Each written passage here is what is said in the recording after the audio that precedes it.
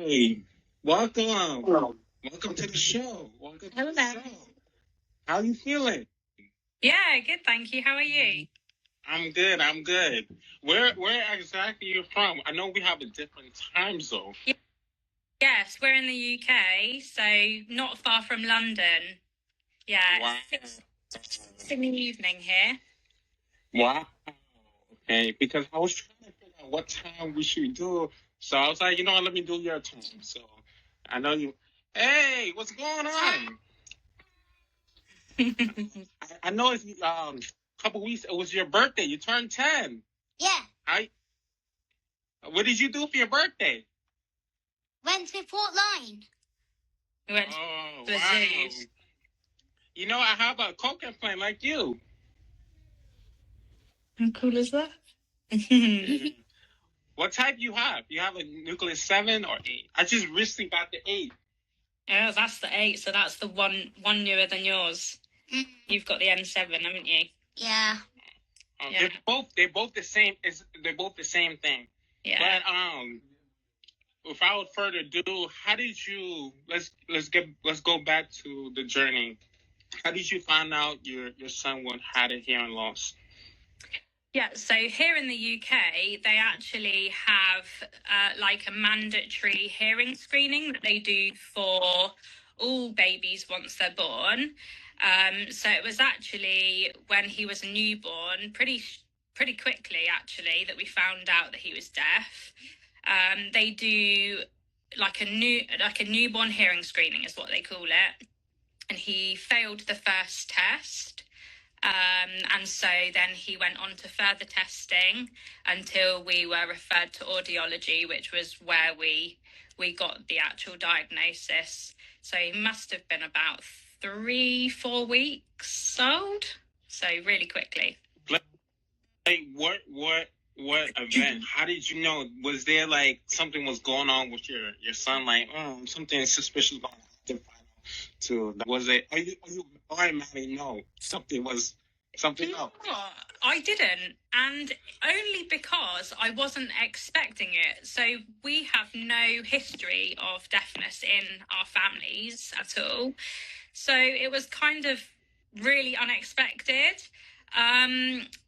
It was only obviously, I only started thinking about it once he started to have the hearing screening and it failed. So, and then I started to think, okay, what can I do to sort of look at it myself and see if he responds to anything myself? And that's when I started to sort of realise, actually, yeah, I think that he is deaf, and that's the diagnosis that we are going to get. Okay, so the moment that you found out, what was the emotions that your mind was going through the journey of finding out your son had a diagnosis of hearing loss? What was that emotion going through? So I would say when we were first told, it was complete shock. Because as I said, we were not expecting it. And we were first-time parents. So not only were we having the worries of that, obviously you do as a first-time parent, we then had that on top. So it was really sort of a loss. I was worried. I didn't know how we were going to navigate it, or if I was going to be able to, do everything that he needed me to do. But I knew I was determined that I was going to do whatever needed to be done. So yeah, after that initial loss, I mean, that feeling fades quickly, I would say. And then you sort of go into, how are we going to make the best life for him going forward with this news that we've been given? So that's sort of how we moved forward with it pretty quickly. Wow. So and then you shifted your mindset, like, you know what, I'm going to do what I have to do for my son. How did you feel with the surgery? Was you had a little anxiety or? Yes, a lot of anxiety, yeah. again, here in the UK, it's really good. It's a really thorough process, and obviously when you're choosing which device, and when you're talked through what the process will look like, we actually got to meet a family beforehand so that they could sort of give us first-hand experience of what it was like. So I definitely feel that really helped. But obviously when you're in the moment and things are happening for you, it's very, very different. It's a very different feeling to hearing somebody's story to actually living through that moment. And it's a long surgery, so all you have in that time, I think it was maybe 5 hours, the surgery, because he's bilateral and he had them both done at the same time. Wow. It was just sort of sitting and waiting, and obviously you have all those thoughts and feelings running through your head the whole time. Wow. Strong mom. Yeah. So after you got the surgery done, what was the next step like navigating for school? Did you have a specific idea navigating different challenges? What school would I position my son to have the best education? What was your thought process? Did you know he was going to go to special education, mainstream, or just a hearing school where he could be with other hearing kids? Yeah, so when he started nursery, which is before school, he went to 2 different ones. So he went to a local one, which was a Montessori, but it was all hearing children there. But he also went to a deaf preschool as well. So he did both, and he was immersed in both. From early on, I think that was really important that he had, he felt like he had somewhere that he felt normal and felt included and felt that he could be himself. And he had that with that nursery. But he also was able to learn how the hearing world works also with his nursery with the hearing children. So I think that really having both was perfect for him to start with. And then choosing primary schools was really difficult because we don't actually have any deaf schools near where we live. So we looked around so many schools, I cannot even tell you how many schools we looked around, and we finally found one that sort of had as much as it could have. So it had the soundproofing, it had teachers that had worked with deaf children before, and so they knew how to teach deaf children. But it was a school full of hearing children. I think they did have deaf children through the school before Harrison went. But when he went, he was the only deaf child. So did you had any challenges as a mother, like people perceive your son was not able to make it, or any stereotype people put it on your child, or not really? Do you know what? I think right from the beginning, they were really good because they, when he first started, they made him do a presentation, talking about himself, his hearing devices, what it means to be deaf, and sort of how his hearing devices help him. And so from there on out, everybody sort of knew Harrison's Harrison, and we're going to accept him. So there wasn't really, to be honest. But as the years went on, I could tell, and he would openly tell me when he could explain more, he would openly tell me that he started to wish that he had other deaf friends and people that he could relate to more.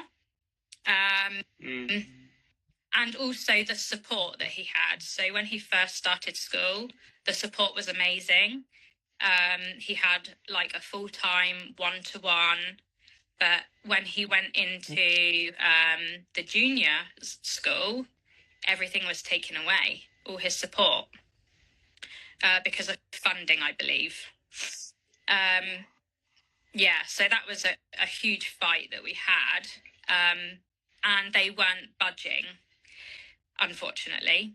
So we decided that we thought a deaf school would be best for him here on out. And so we started that process, and he started this September, actually. So he's been there a couple of months now, and I can't tell you the difference.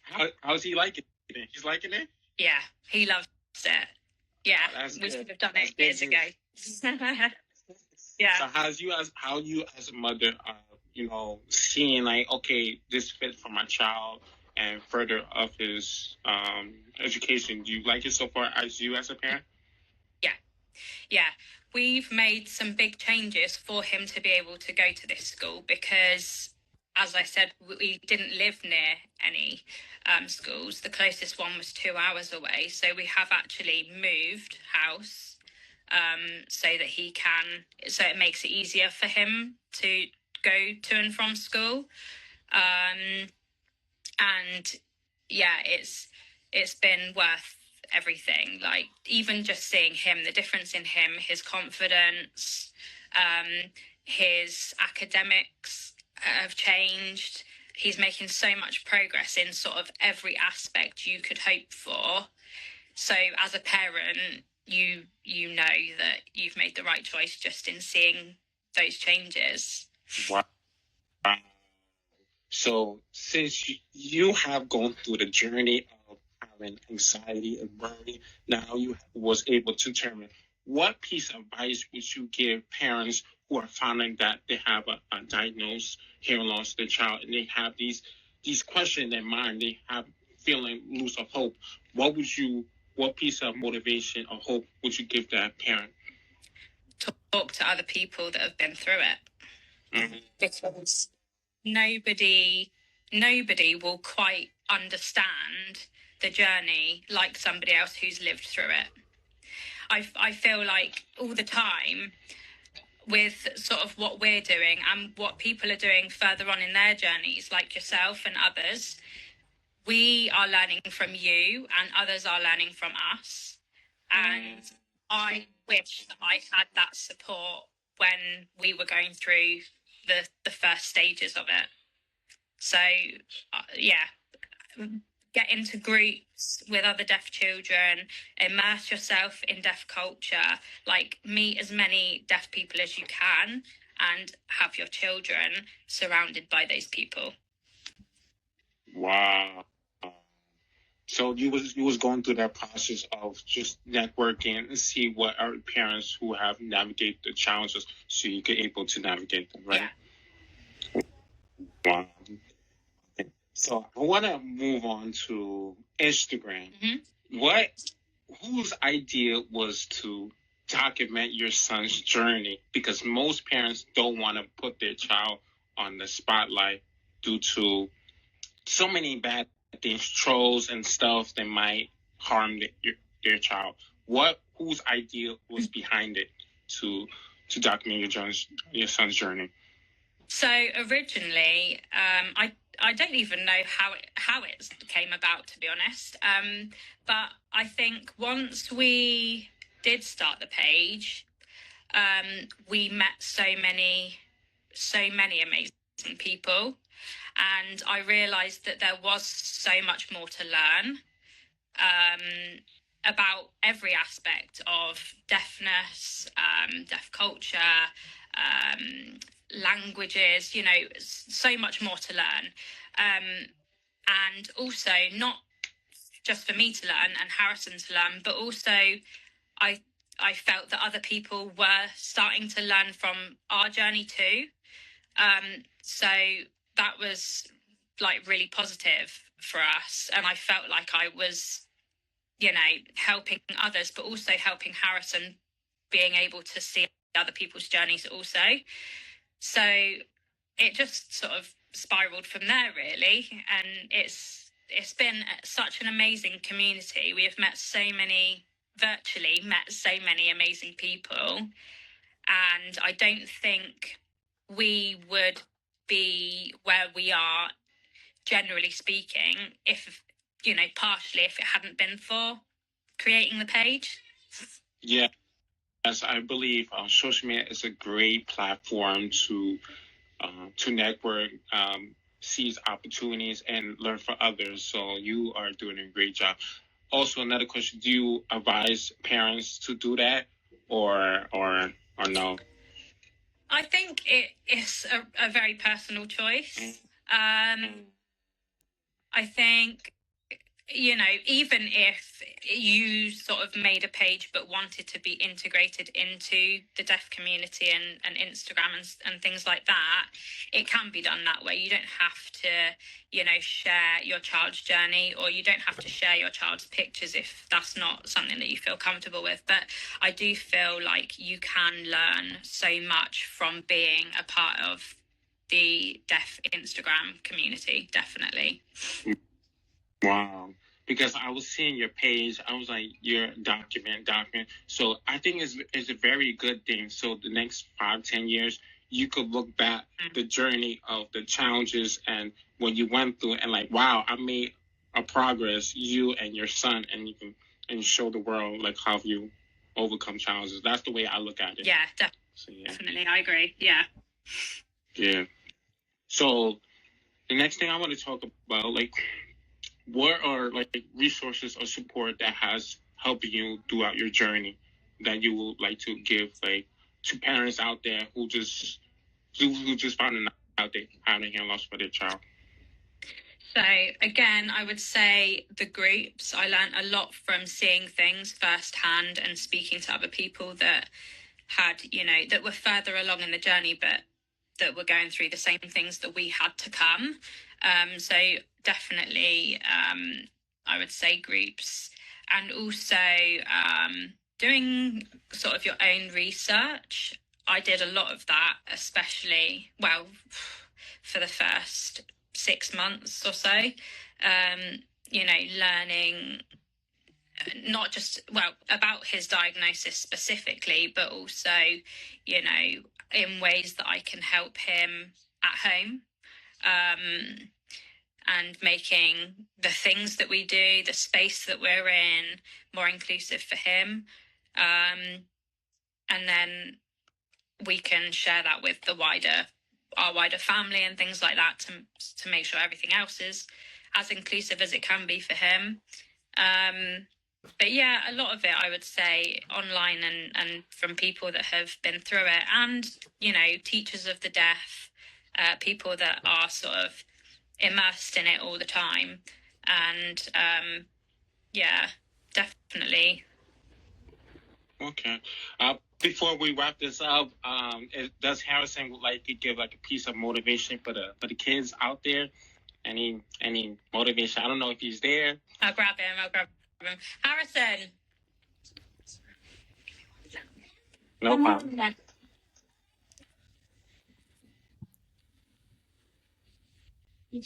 Yeah. Right. If you can say one thing to the deaf children that might see this or listen to this, what would you say to them? I think, what would you say? One thing. It could be anything. That we all matter. You matter? Okay. What are your dreams and aspirations? What are your dreams? What do you dream to do or be, or when you're older, or in a year from now? What do you love to do? Still haven't thought of anything yet. You do your acting, don't you? What about anything to do with your acting? He's gone shy. Okay. No problem. Okay, Mom. Any piece of motivation you can give to hope to mothers out there? Anything before we close this up? That you are strong enough to handle whatever is thrown at you. You can and will be the best parent to your deaf child, and learn. Thank you so much for joining us. Where can people follow you? You have any projects that you're working on for you or your son, anything, or people can follow you, or what social media platforms? Yeah, we're only on Instagram, so Hero Harrison is where we document everything. So you can find us on there, learn about Harrison's journey on there. And Harrison does his Signing Sunday videos, which he enjoys doing. So if you want to learn any bits of BSL, then you can learn it on a Sunday. And we're also sharing a little bit of his acting journey on there as well. So, yeah. Well, thank you so much for joining on the live. Thank you. Take care. And you. Thank you so much. No problem. Bye.